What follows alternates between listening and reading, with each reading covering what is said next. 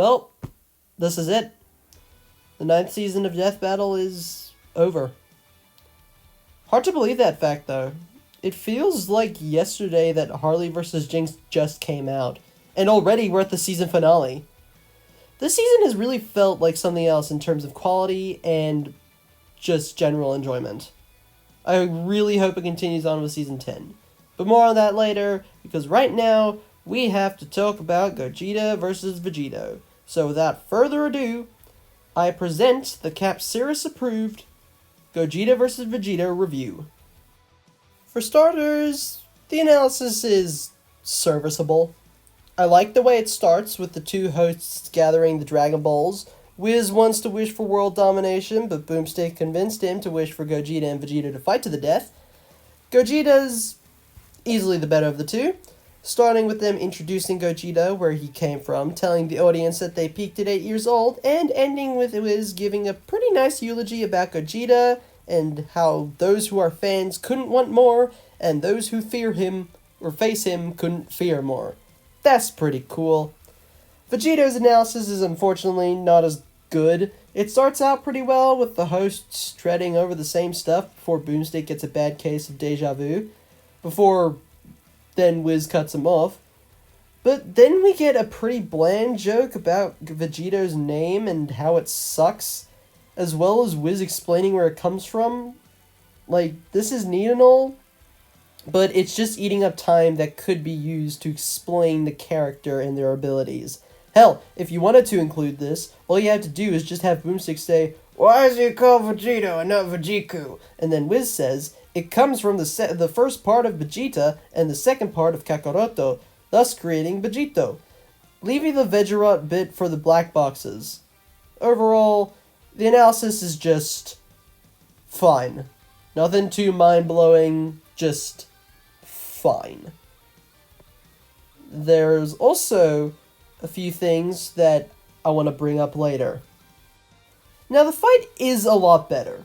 It starts with us looking into Shenron's beautiful eyes as two Gokus and Vegetas start appearing. One of the Gokus makes a comment about Vegeta's height, which does seem to be in character for his super characterization to say something silly like that, so I'm cool with it. Then the four fuse into two. Now, the animation for the fusion dance does look a bit janky, but at least we have the funny no place touch for the Potara fusion. That is something the DBX got really wrong. Now, what follows next is good, but generic. We get a really cool Dragon Ball FighterZ opening reference, which is cool, but I kind of wish they did a backflip backwards and not just a hop a short distance backwards.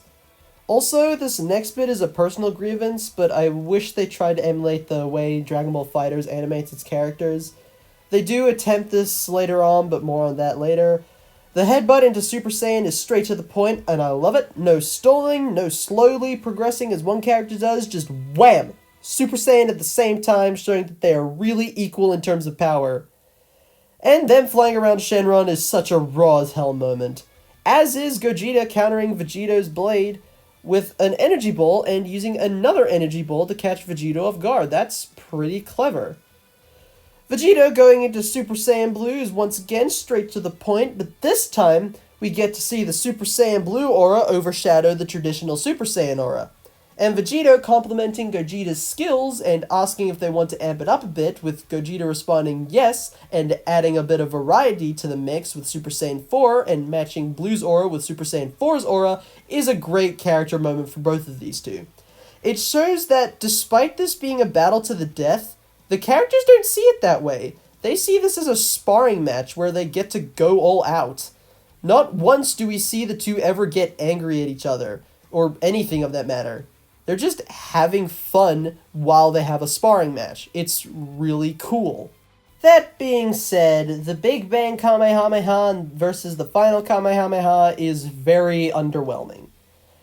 This was also a problem in the DBX, but if you ask me, I think it's much worse here, as at least in the DBX, it was a beam struggle and not just two Star Wars blaster beams clashing and then reality shatters.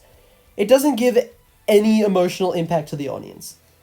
But it does give us the fight in Snake Way, where Vegeta uses Super Saiyan 4's Gogeta's tail God, this is going to get confusing, against him when he grabs it and tosses him away.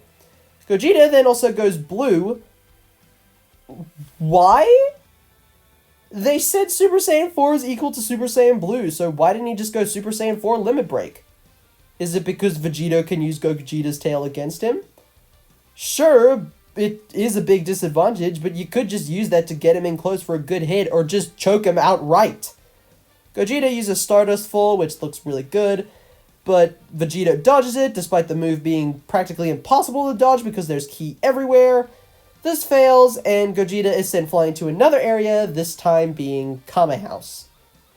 Gogeta then uses the Bluff Kamehameha in a pretty cute moment, I'll admit, and then he immediately uses Meteoric Burst as Vegito just stands there.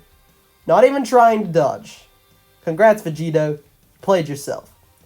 Then we end up in the Hyperbolic Time Chamber, and admittedly, I do like the ending, but I can't help feel like there could have been more here. Gogeta then summons the Stardust Breaker, which looks beautiful. I love it. While Vegito charges up a Kamehameha. Not a Big Bang Kamehameha, not a Final Kamehameha, just a regular Kamehameha. I know it looks like he's summoning the Final Kamehameha, but it doesn't have the yellow lightning around it, so it's not the Final Kamehameha.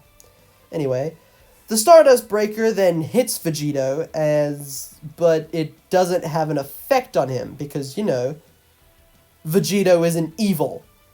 So Gogeta goes in for one last-ditch effort to finish off Vegito with the Dragon Fist, before the screen cuts to white and we see Vegito kneeling down, out of breath, as the camera pans up to see Gogeta, completely statutized, I'm going with that, with his body just floating there, with a goofy-ass smile plastered on his face. Vegito then gives the statue the fist bump to show his respect for the warrior he just fought, and then Gogeta just disintegrates. Why? To start off, why is Gogeta a statue? The Kamehameha doesn't do that. The only move that does that, as far as I know, is Vegeta's big fuck-off explosion. Second of all, why is Vegeta bleeding? He didn't get hit by the Dragon Fist. If he did, Gogeta wouldn't have been a few feet away from him. Finally, Big Head Gogeta. That is all. That is the only time they tried to replicate Dragon Ball FighterZ animation, and they wasted it on Big Head Gogeta. His head just gets slightly bigger. Also, I kind of wish we got a Golden Key Dragon, because that's how the Dragon Fist is normally portrayed. But, you know, it's fine, I guess. It's fine. And the post-analysis is also just kind of fine. This time it really was a close matchup, so congrats, Wizard. You didn't make a goof. Moving on. Let's get into something more positive. The voice acting. It is really, really good. Nick Landis does a phenomenal job with Vegeta, as always. It's gotten to a point where his Vegeta voice is my favorite iteration of the character. And Michael Kovac does a great job as Goku. He really nails the character's goofiness, and I love that. But just like Goku and Vegeta, they are much better when added together. That rhymed, I am sorry. Seriously, the both of them do a perfect Gogeta/Vegeta voice, and I love it. It is so perfect. And big shocker, the track is also really damn good. Brandon and newcomer Victor Borba, I'm very sorry if I mispronounced that name, did a phenomenal job with the track. Dragon Dance is amazing, and it references Alive. It is so good. I just wish you guys could listen to it, but unfortunately, when I've tried to post this originally, it got copyright claimed, so I can't. I am very sorry. But link to it will still be in the description, because it is still really good, and you should definitely give it a listen. Banger track for a pretty good episode. Oh yeah, then we got the Season 10 reveal, and unlike normal when we get, like, the characters, this time we got the champion matchup ballot winners of Bill versus Discord and Cole versus Alex.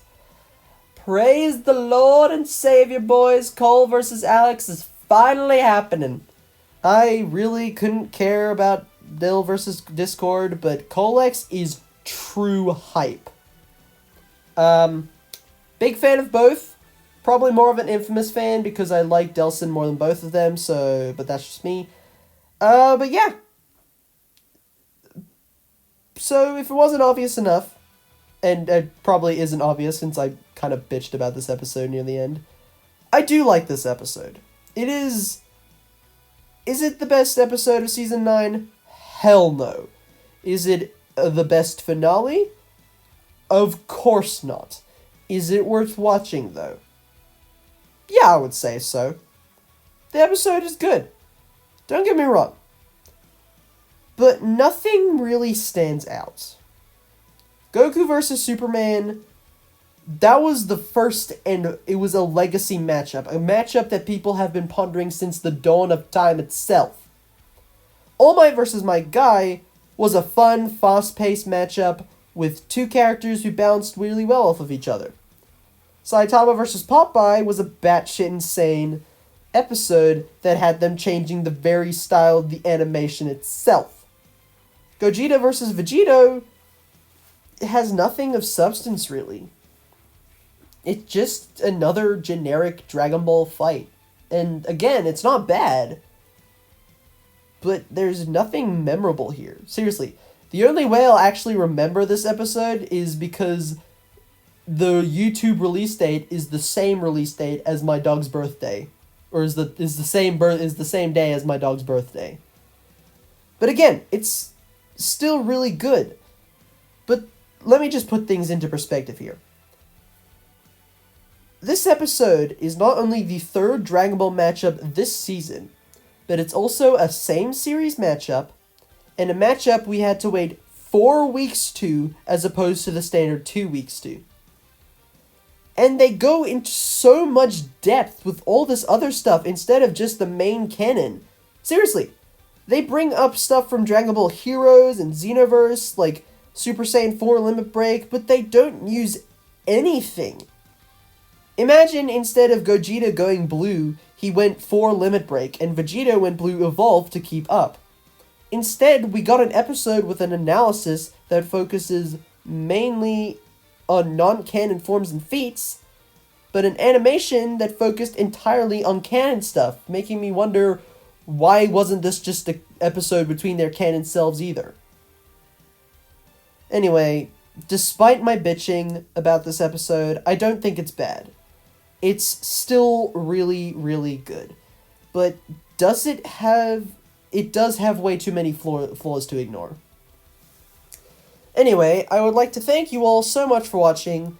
Don't forget to like, comment, subscribe, and follow me on Twitter and Instagram as well. Most importantly, don't forget to check out Lucariboi's review when he releases it, and also his Home Alone ranking video. He worked really hard on it. It's a really good video, and it deserves a lot more love than it's getting right now. Finally, I would like to thank you all so much for a wonderful year here on YouTube. I'm getting my words mixed up. I'm very sorry. I'll admit that this year hasn't been the best for me in a lot of ways. People can be major assholes, and unfortunately, I've had to deal with way more assholes than I can count. But what kept me pushing forward was your guys' love for these videos.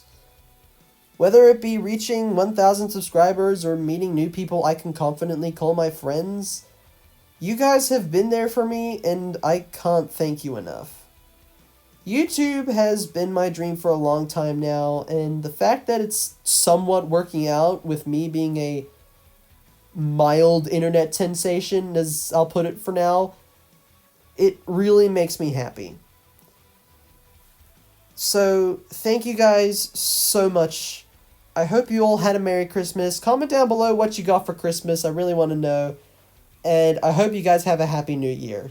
Here's to 2023 and what Death Battle brings with us with Season 10.